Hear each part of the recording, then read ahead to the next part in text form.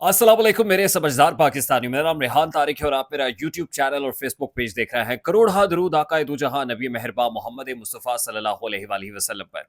इस दुआ और इस उम्मीद के साथ इस व्लॉग का आगाज करते हैं कि अल्लाह रब्बुल इज़्ज़त इस मुल्क के फैसला साजों के दिलों में समझदार पाकिस्तानियों के लिए नरमी पैदा कर दे। मेरा ये व्लॉग ज़रा मुख्तलिफ है और थोड़ा अनऑर्थोडॉक्स भी है।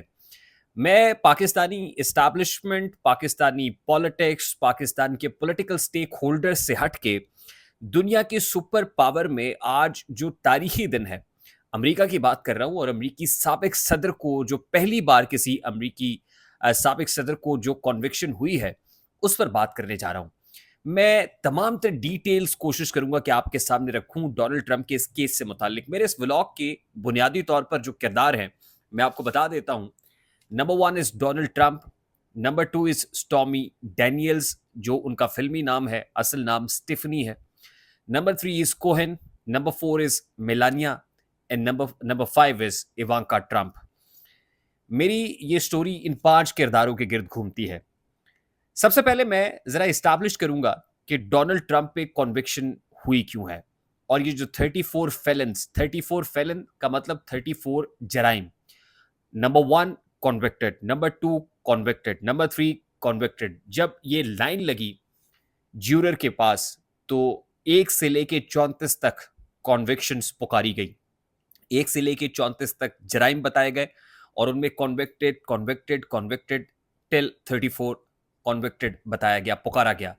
जाहिर है ये एक तारीखी लम्हा था जिसको अमेरिका का पूरा मीडिया, इंटरनेशनल मीडिया सब रिपोर्ट कर रहे थे। और जिस वक्त डोनाल्ड ट्रंप ज्यूरर से ये कॉन्विक्शन सुनने के बाद कोर्ट रूम से बाहर आए, इसको डिसग्रेसफुल, इसको धांधली और इसको एक सोची समझी प्लानिंग करार दिया। अब असल में ये जो स्टॉर्मी डेनियल्स है, ये है कौन? डोनाल्ड ट्रंप से इसका ताल्लुक कब और कैसे बना? सबसे पहले मैं ये आपके सामने रखता हूं, लेकिन उससे पहले एक चीज बताना बहुत इंपॉर्टेंट है, और वो ये कि इस कोर्ट में जब भी डोनाल्ड ट्रंप पेश हो रहे थे, तो मुसलसल मौजूद सहाफियों की जानिब से उन्हें टीज किया जा रहा था। उनसे एक सवाल पूछा जा रहा था, where is Melania, where is Ivanka. Melania कौन है? डोनाल्ड ट्रंप की तीसरी बीवी और मौजूदा बीवी। इवांका कौन है? डोनाल्ड ट्रंप की साहबजादी, जैरेड कुशनर की अहलिया। ये दोनों डोनाल्ड ट्रंप के साथ इस तारीखी लम्हे के ऊपर कि when Donald Trump is in difficult times, इन दोनों का कोर्ट रूम में ना आना, डोनाल्ड ट्रंप की साइड पर ना खड़ा होना, बहुत सारी कॉन्स्पिरेसी थ्योरीज को जन्म दे रहा है। क्या Melania is not with Donald Trump anymore? क्या इवांका ने अपने अब्बा को छोड़ दिया है? मेलानिया जिस वक्त डोनाल्ड ट्रंप के अगेंस्ट ये खतरनाक केस चल रहा था और कॉन्विक्शन एनी टाइम एक्सपेक्टेड थी, तो उस वक्त वो वेबसाइट के ऊपर मदर्स डे के सिलसिले में एक ज्वेलरी जो है वो फरोख्त कर रही थी और उसके अंदर love for her and gratitude लिखा हुआ था और उसकी अमाउंट $245 थी। यानी एन उस वक्त कि जिस वक्त उनके हस्बैंड के ऊपर बुरा वक्त चल रहा था, तो वो वेबसाइट के ऊपर ज्वेलरी फरोख्त करने में मसरूफ थी। अब पूछने वाले तो ये भी पूछ रहे हैं, क्या वो फंड रेजिंग कर रही थी? क्या वो डोनाल्ड ट्रंप के लीगल एक्सपेंसेस पूरे करने के लिए ज्वेलरी फरोख्त कर रही थी? लेकिन that's not the case. Donald Trump कोई मामूली आदमी नहीं है कि जिसके पास पैसे ना हो।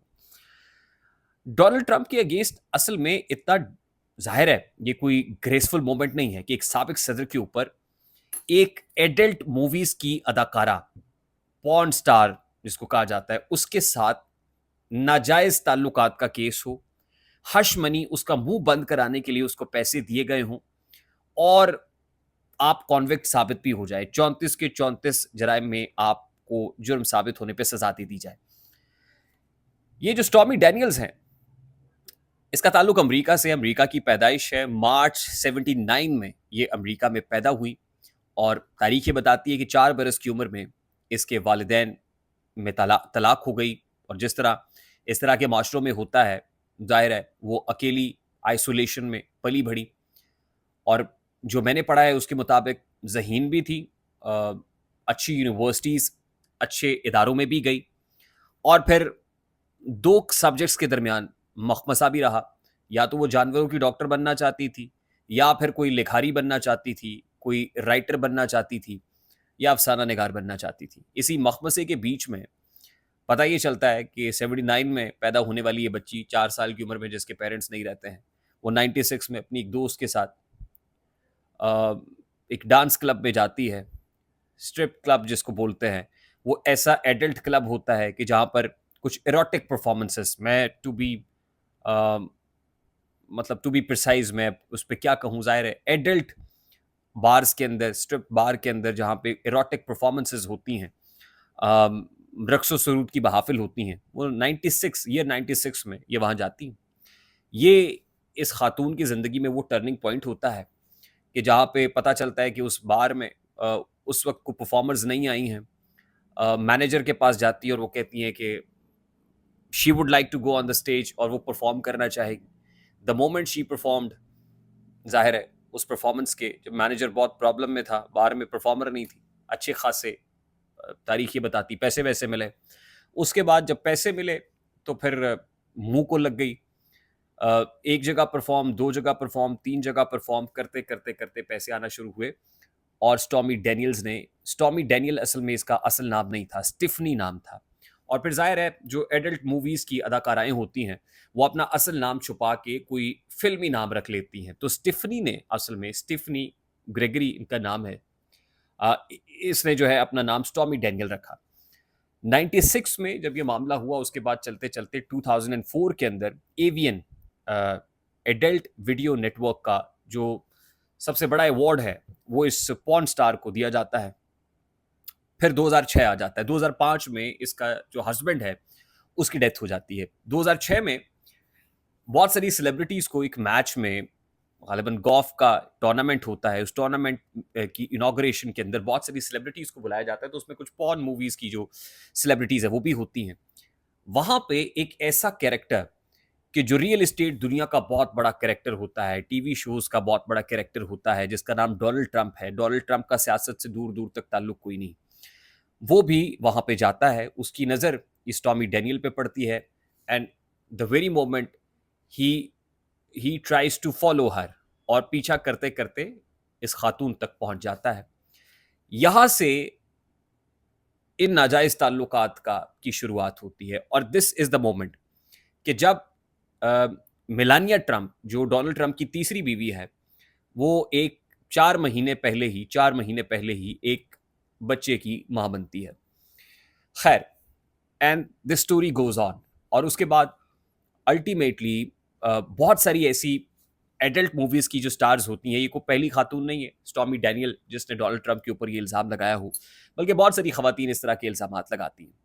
लेकिन ये इल्ज़ाम पर्टिकुलरली ट्रिगर करता है 2016 में क्योंकि ट्रंप सदारती इंतखाब लड़ता है, बहुत पॉपुलर होता है और उस वक़्त अ, ट्रंप का एक साथी, देरीना साथी कोहेन जिसका नाम है, वो इस खातून का मुँह बंद करने के लिए इसको 1 करोड़ रुपए तकरीबन $1,30,000 अमेरिकी डॉलर्स देता है। उसके बाद कोहेन को कुछ टैक्स इवेजन और दीगर चार्जेस की वजह से 2018 में गिरफ्तार भी किया जाता है and that that was the moment कि जिस वक्त कोहन के ऊपर बड़ा बुरा वक्त आता है वो ये सारा कुछ जो है वो प्रोसिक्यूशन टीम के सामने बकता है कि उसने अपनी जेब से इस तरह से इस मॉडल को ये पैसे अदा किए थे और अल्टीमेटली वो ये भी बताता है कि वो पैसे अल्टीमेटली व्हाइट हाउस पहुंचने पर डोनाल्ड ट्रंप ने कोहन को दे दिए थे और ये सारा केस टर्न होता है 2019 में फ्लोरिडा की एक अदालत के अंदर मामला आता है मैनहट्टन की अदालत में और उसके बाद 2021 में मैनहट्टन की जो डिस्ट्रिक्ट जुडिशरी है, डिस्ट्रिक्ट जज है, अ, उसकी अदालत में ये मामला आता है डोनाल्ड ट्रंप के बिजनेसेस को प्रॉप करते-करते ये उकदा भी खुलता है कि ये इल्ज़ाम है ट्रंप के ऊपर और फिर जो स्टॉर्मी डैनियल है वो भी इल्ज़ामात के लिए खड़ी हो जाती है। कोहेन जो है वो भी इस सारे मामले के अंदर उसके स्टेटमेंट्स भी एग्जामिनेशन के लिए रखे जाते हैं और अल्टीमेटली करते-करते आज का दिन आन पहुंचा है कि जब इसके अंदर डोनाल्ड ट्रंप को 34 उसके जो स्टेटमेंट्स हैं वो झूठे साबित होने पर 34 फैलन्स में डोनाल्ड ट्रंप को सजा सुनाई गई है and this is such a disgraceful moment कि डोनाल्ड ट्रंप जो अब नाना है, ज़ाहिर ग्रैंड फादर है, ना तो उसकी बेटी पहुंची ना ही उसकी बीवी वहां पर पहुंची। कॉन्स्पिरेसीज बहुत सारी हैं, मैंने सीएनएन को देखा है, मैंने सीएनबीसी को देखा है, फॉक्स को देखा है, एबीसी, बहुत सारे ऐसे चैनल्स हैं जो इसके ऊपर बात करें और ज़ाहिर है रिपोर्टर्स जब सवाल करते तो ऑब्वियसली टीजेस यू, ट्रंप को भी टीज कर रहा होगा। हाउएवर ट्रंप सदारती दौड़ से बाहर नहीं है।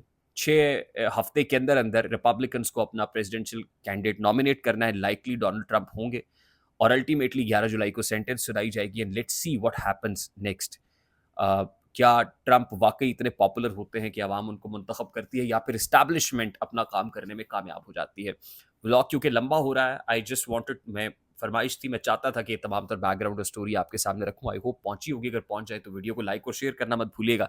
चैनल पे नए तो चैनल को सब्सक्राइब कर लीजिएगा, बेल आइकन जरूर दबाइएगा। मुझे रेहान तारिक को इजाजत दीजिए, अपना बहुत सारा ख्याल रखिएगा। अस्सलाम वालेकुम।